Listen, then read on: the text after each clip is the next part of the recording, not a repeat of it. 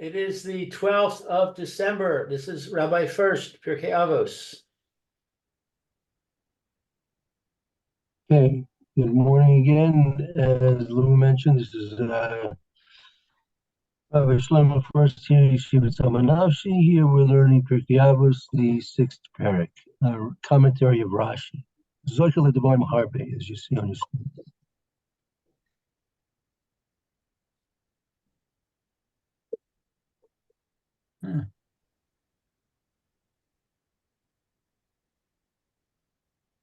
Okay. Okay, go ahead, continue on, man. Okay, so it says Zocha L'Devarim Harbe Lehiyot Tzadik B'Chasid K'Delakaman. Okay, so one merit.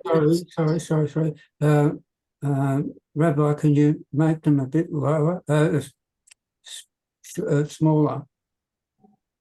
Yeah, It's too. That's better. there you go. That's fine. Thank you. Okay, so he merits many words, Many things. Devarim are things. Sometimes they're words, sometimes they're things. Here's what many things. He's privileged to merit many things. Okay. Lehiyot tzadik v'chasid k'diklaman. To be a tzaddik and a chassid, as I guess described below or further. Right. Oh, okay. What does Zocha mean in this context? To be privileged. Privileged, thank you. Yeah. A tzaddik and a chassid.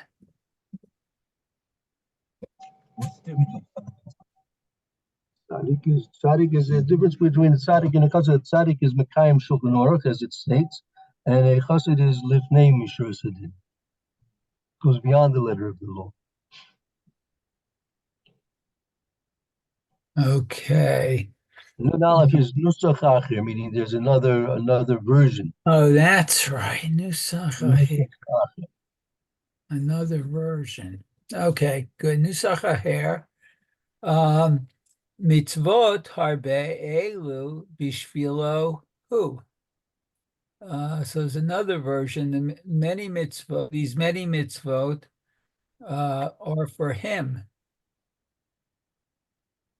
Does that mean for Hashem? No. No, elu bishvilo, meaning that meaning mitzvahs harbe elu bishvilo, the many mitzvahs that the many mitzvahs that there are in the Torah are bishvilo, or for his sake. He was going to learn Torah Lishma. For his sake, there are so many mitzvahs that we find in the Torah. Oh, okay. Very nice. Okay, Kedai, Hulo, Kolomar, Shenivra, Bishvilo, V'chein hu omer, ki zeh kol ha'adam. Kedai is according to his ability, or In Kedai Hulo, it's worthwhile for him. oh, so it's worthwhile for him. Okay, as it is said that it was created for him, and therefore, and so he says, ki zeh kol ha'adam, that this is all for man. Right, that the one who's learning Torah Lishma, it's Nivra Bishvilo, everything, all of existence was created for his sake. That this is the entirety of man, meaning all of humanity, all of existence is in existence simply for the one who's learning Torah Lishma. Oh.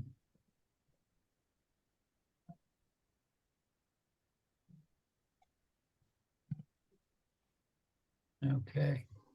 Well, this one I know already. Nusach Acher. Another version, Lahanchil Ohavei Yesh. To begin the loving of them. That is called Ray, is called friend. V'li ma yakar re'echet Oh, did I skip? Hold it. I skipped the line. maybe. Could be. Yeah, I think so. Vinikra Ray. Okay, so he's called a friend. Okay, let's see. V'li ma yakar re'echa el.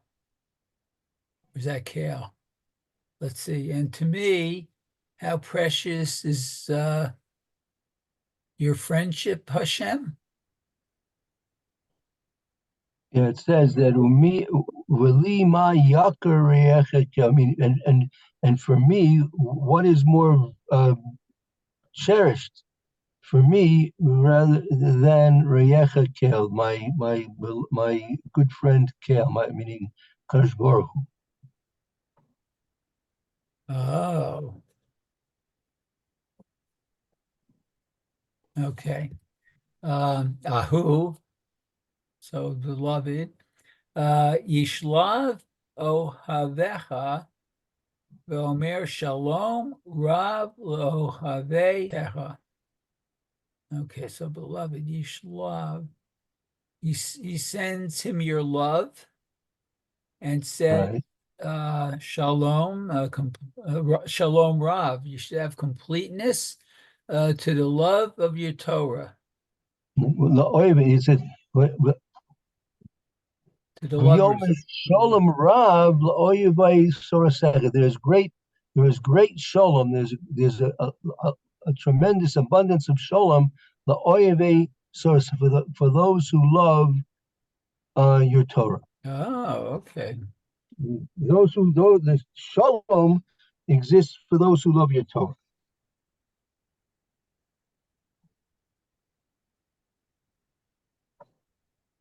So non-Jews just have to do the 7 Noahide commandments, and that would be considering them loving Torah, or is Yeah, that different? that's considered their Torah. Their mitzvahs that they have, and actually it's seven main ones, but they actually have approximately, I think the Gemara mentioned actually like 30 mitzvahs actually, not just 7. It was a Oh, 7. really? Yeah, there was a 7 general categories, but the midrash there in Gemara, and they mentioned that the 7 mitzvahs are in certain way. We have 10 commandments, but as the 10 commandments can be the Rosh Hashanah, that can be the chapter heading, so to speak, for all the other 613 mitzvahs. So we have 7 mitzvahs b'nei Noach, but they're kind of general categories, 7 general categories, which they are obligated in, and there are other ones that are also obligated in as well. So yeah, but they need to. Of course, they have to learn. What they are responsible for. Of course, yeah. Mm-hmm. Okay. So let's see. I think we're at this Nusach Acher Lahanchil Ohavei Yesh. Okay. So it's another version. Lahanchil, to bequeath, the bequeath. Oavayesh. There is two, right? Bequeath to my loved ones. Yesh, Yud Shin. If you remember, we learned this at one point. Yud Shin. That's 310, right? 310 different worlds. They receive a inheritance of 310 different worlds. And he's talking about the Torah scholars. Those who are learning Torah Lishma, yes, Yeah. that's correct. Okay, so Ohev et Hamakom, love Hashem. Shoseh me'ahava, that he does from love. Ohev et Habriot, loves the Briot are people, right? Not all living things. Right. I mean, it depends on the context. Sometimes it's clearly referring just to people. Sometimes it could be including everything that's been created as well. Okay. So love people. She mirkarban umala dan the gomlan to, so that they bring them close and they teach them the gom and give them it's going to say happy good tidings. Gomlan. That's like Gemilut Chasadim, isn't it? Yeah, exactly. Right. That this is a reference to the benefiting people in a good way. Well, could Oh, even right, well, benefit. yeah. Okay.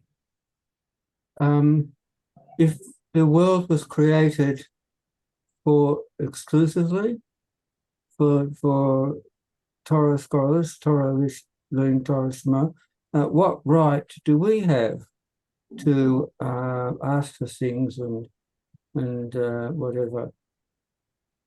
Right. So this is a point which is discussed. The really the Shining say that really we don't really have any right to ask for anything, except if it's in the context of Torah and mitzvahs, meaning we really have no right to exist except if we're somehow um, involved in and subservient to those who are learning Torah on the highest degree. The whole existence was created for their existence, and so the extent to which we become subservient to helping them, for which the whole of the existence exists, so that gives us a right to exist as well.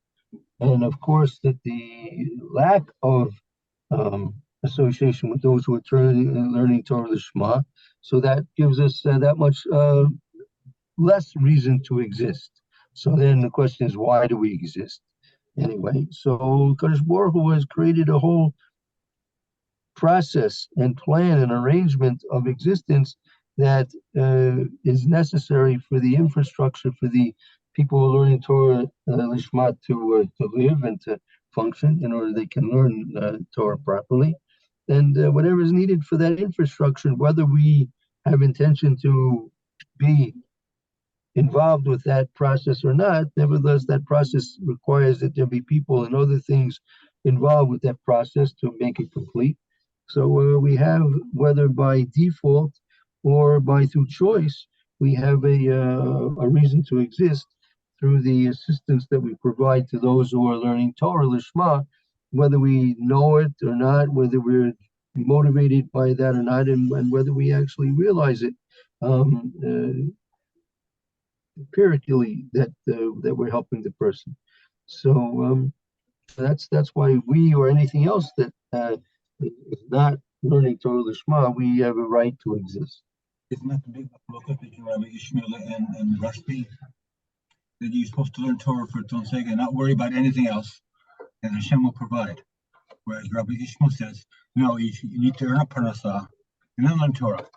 Well, that's not in terms of the person's existence. That's the person's own personal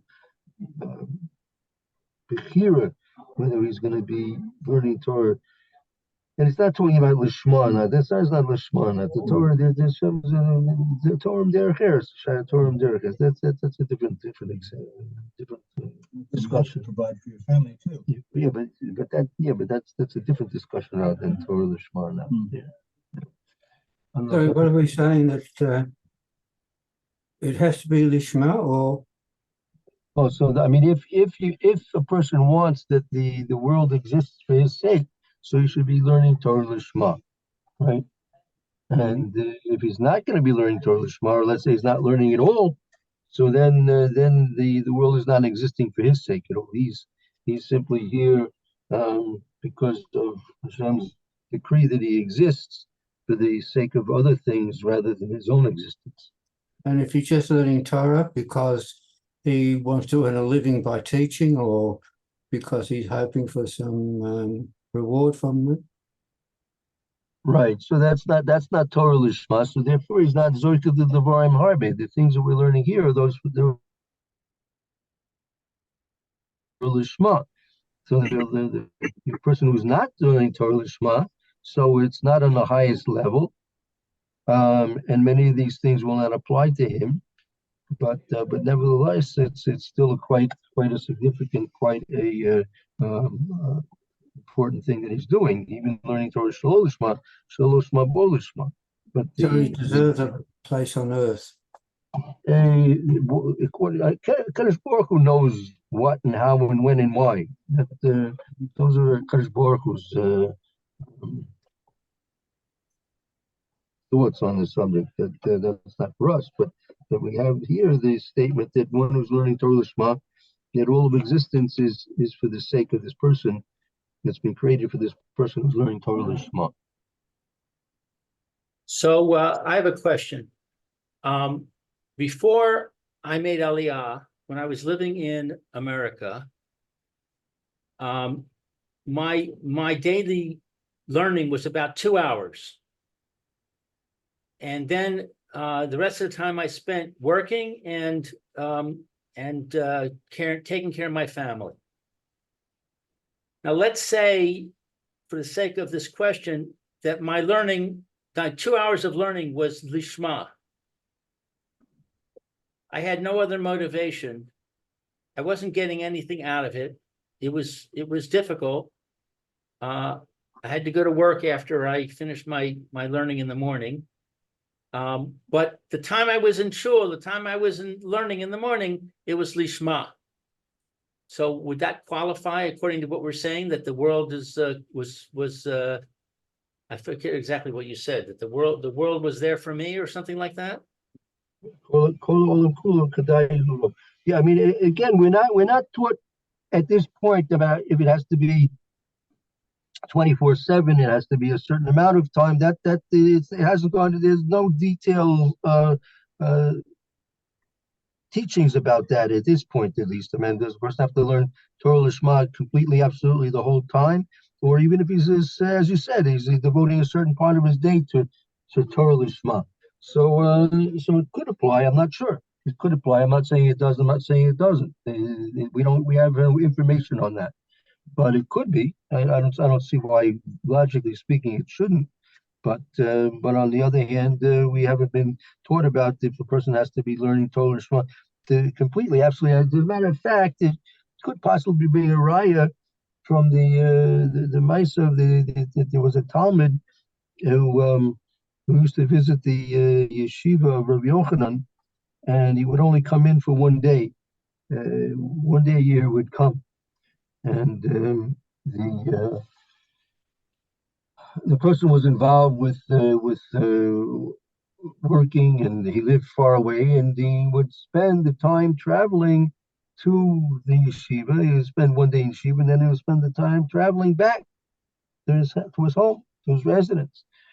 And the Rabbeinu Chananel, if I'm not mistaken, makes reference to that this person was on a high level because that one day that he came in and that one day that he was learning, that was learned Lishma. It could be maybe tomorrow. There wouldn't be time to do it now. Tomorrow, maybe I'll try and find the copies of that. It's a Gemara, and the Rabbeinu Chananel is a commentary on the Gemara. But that would be a good proof that even if it's a small amount of Lishma, meaning here we're only talking about he was actually in the yeshiva only one day of the whole of the year. Nevertheless, that one day of Lishma was still a very significant thing and could very well apply what we're learning to that situation as well. The Chofetz Chaim used to say that a person who learns 5 minutes a day, and if his day revolves around that learning, is a ben Torah. So it does. So according to him, it doesn't matter how much time you devoted. It's that what does your day revolve around? So it depends what a person's thoughts are on. Right.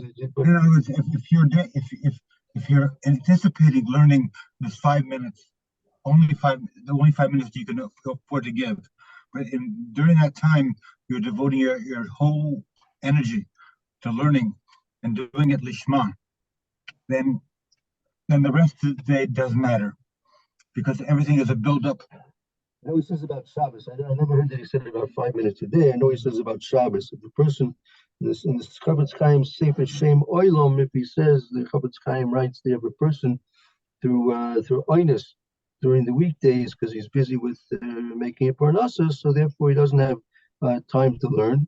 But on Shabbos, if he devotes every extra minute that he has, aside from the time he has to spend davening, he has to spend time with sudas, his time sleeping, but every moment of his free time on Shabbos, if every moment of his free time on Shabbos is spent learning, so he gets reward as if he's learning the whole week long. But I never heard anything about 5 minutes a day. No, I remember learning it from someone, and it said that the important thing is that your day revolves around your learning. Okay, I know what he says about Shabbos, but the person's day revolves around learning. I mean, you have to understand what that means exactly. But I know what he says in Shem Olam about learning Torah is actually spending time. And, we're not in the realm of Machshava, we're in the realm of Maisa. A person, if he spends his Shabbos, right, the day that he has free time, on the weekdays he doesn't have free time, so on the day of Shabbos when he has free time, he sits, he opens up a Gemara, he opens up a Chumash, whatever he's able to learn, he learns. So in the realm of behavior, in the Olam Maisa, he's actually learning, right? Mm-hmm. So he's learning every moment free on Shabbos, and then he gets rewarded as if he's learning the whole week, because that shows that his real intention is that he would prefer to be learning, but since he has no choice during the week, he has to spend time learning. So therefore, since he's considered to be an oinus on the weekdays, but on Shabbos he proves himself through actual behavior that he's interested and wants to learn Torah. So then he'll have his reward as if he was learning the whole week through. Is Torah Lishma, would this be, is this, if you're interested in learning, it means, you're fascinated with the Torah and you want to learn it because you're interested, all right? And also say because you're supposed to do it. Is that Lishma or not? No, Lishma is a different, it's the motivation. What's the motivation? What's the reason why a person's learning, right? Mm-hmm. The reason that a person's learning must be because this is a command of HaKadosh Baruch Hu, and his sole interest is in observing the command of HaKadosh Baruch Hu. Whether or not there's going to be consequences to his act of learning or not, whether he'll avoid punishments, he'll get rewards, or whether he'll become wise, right? Whether people respect him, all these other things, these consequences are not his intention in entering into the service of the HaKadosh Baruch Hu through learning Torah. Learning Torah is simply because this is a command of the HaKadosh Baruch Hu that we're supposed to devote ourselves to understanding his words and his commandments to us, to how we're supposed to live our lives. And that's the simple reason why he's doing it, without any other considerations. He's well aware and understanding that there's going to be many other considerations and consequences of his act of learning Torah, and even more so if he's learning Torah Lishma, but that's not his motivation. His motivation is not because of the fringe benefits of learning Torah. He's interested simply in learning Torah because of the fact that this is what HaKadosh Baruch Hu expects and wants from him. Mm-hmm. So let's say he's really motivated because he really enjoys it. He really gets a kick out of learning Torah. The shachlavataria, the give and take, the intellectual achievement really fills him with happiness. Does that detract from his learning Lishma? Okay, so this is the question that the Sefer in Hakdama to the Sefer Egli Tal, this question is discussed. Um, uh, just briefly, maybe it'd be worthwhile that we spend time looking through that question, see how he develops it and how he answers it. But just in very short, the answer to part of, let's put it this way, part of an answer for your question is in the Birchas Torah ourselves when we say this the second portion of the first brachas of Birchas Torah, Harev No. Part of our request to Hakadosh Baruch Hu that we're able to learn this Torah is that it should not just that we have the ability and the time and the desire to learn Torah, but we also have the request that it should be Harev No. It should be pleasant for us, right? So that's so obviously if we're praying for that, that's not going to be a detraction if we get it from the Lishma, meaning a person will have these benefits, these consequences of Torah. But again, what's his motivation? His motivation that he's interested in entertainment. He knows, just as if the Havdil, he likes a nice chess game with a nice challenging chess competitor, and because it's a nice mental activity for him to do and to have himself use his mind to a high level of intelligence, and so if that's what he's doing, and that's why he's learning Torah, right? So that's not Torah Lishma. But if he, even though he may enjoy doing it, and it does stimulate him, and he enjoys the stimulation, and nevertheless, if that's not his motivation, so it'd still be considered to be Torah Lishma. And the proof of that is that when we're davening in our very first Birkas of Torah, we're asking of the Harav Noah, it should be in fact pleasant for us, the learning. Hashem obviously wants it to be pleasant for us. Nevertheless, there is a difficulty because it's very difficult to separate the Lishma from the consequences, especially if they're beneficial and pleasant consequences. It's very difficult to not get caught into the trap of doing it and learning, in this particular case, learning Torah because of the benefit you receive, that it becomes pleasant for you, right? So we find that with other mitzvahs as well. Mitzvahs lav ne'enes nitim. The mitzvahs are not given for our personal benefit. Kadosh Baruch has not commanded us to do his mitzvahs for our personal benefit, right? That we should get some kind of benefit from them, right? So, but a person he enjoys being in the sukkah. He enjoys the nice, cool shade on a nice hot day, right? So what does that mean? It takes away from his sitting in the sukkah? Not necessarily, right? So each mitzvah has different benefits that he give. A person is putting on tzitzis, right? He's putting on tzitzis. He keeps him warm. It keeps him warm during in the cold weather, right? So that take away from the fact that he's benefiting from the mitzvah, right? So these are all questions that are dealt with in many different mitzvahs. Put up a mica.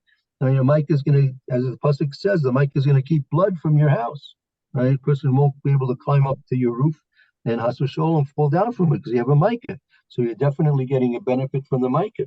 It's a safety device, right? So I'm saying about mezuzah, a person puts up a mezuzah, it's supposed to protect the house, right? So many different mitzvahs have consequential benefits to them, but nevertheless, that doesn't take away from the actual command that we're supposed to do the mitzvah, regardless of the beneficial consequences. So it's a little bit complicated, right? But in general, you can explain things in a way that it's, in spite of the benefits derived, it doesn't necessarily, it could, but doesn't necessarily have to detract from the level of lishma that a person might be doing any given mitzvah. As long as it's not the ikr. I'm not sure about that. That's ikr toggle. As long as you're enjoying the learning just for the give and take. That's so simple. That's so simple. But Chavetz Chaim, as it explains in another place, exactly what the motivation has to be, that it remains lishma. Okay. Yeah. Let's continue on. Okay, umak sharto. What's it's in its proper way or proper? From hechsher, like hechsher, you probably heard the expression hechsher mitzvah kimitzu dam. Hechsher mitzvah is like the preparation, right? So the hechsher, I mean, we talk about kashrus. So you have a hechsher on a certain food product, right?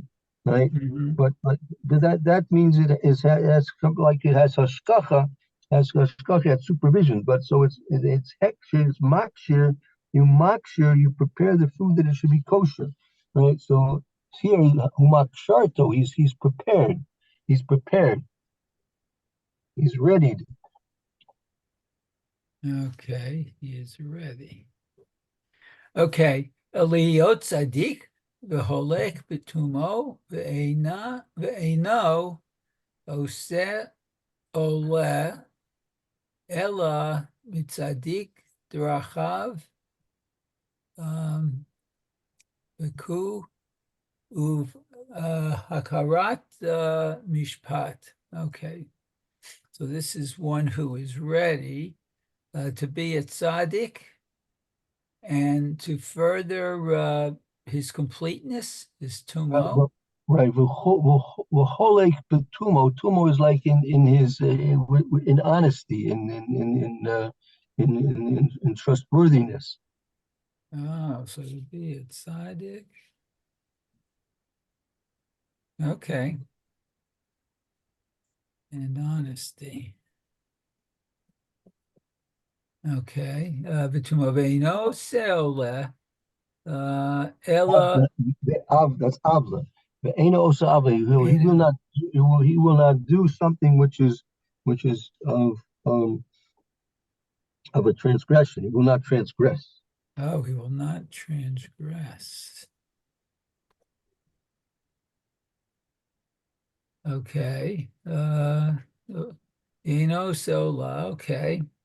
Ella mitzadik b'derachav, but he will be righteous in his ways.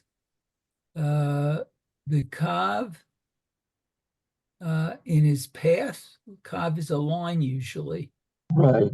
Umatzdik drachav bekav ubahakaras mishpat. He'll matzdik drachav. The justification of his ways bekav ubahakaras mishpat. The justification of his ways are through a motivation and understanding of mishpat. Hakaras the mishpat, recognition of mishpat. Oh, okay. Very good. Yeah, actually, I mean, you know what? It's a good point to stop here. So we'll restart this paragraph tomorrow, Bezalel Hashem. Okay, very Okay. nice. Thank you, Mary. Very good. Appreciate it. Okay, thank And you. we'll take a short break, and we'll be starting this year in Mishnah Brewer shortly in Hilchos Hanukkah. Roy, please have a good afternoon. It's Hashem. You too, be well, all Hope of to you. see you tomorrow. Okay. Yeah. Some of you later on. Some of you tomorrow, Motor Thank Ship. you, Lou. Bye. Have a good day. Okay.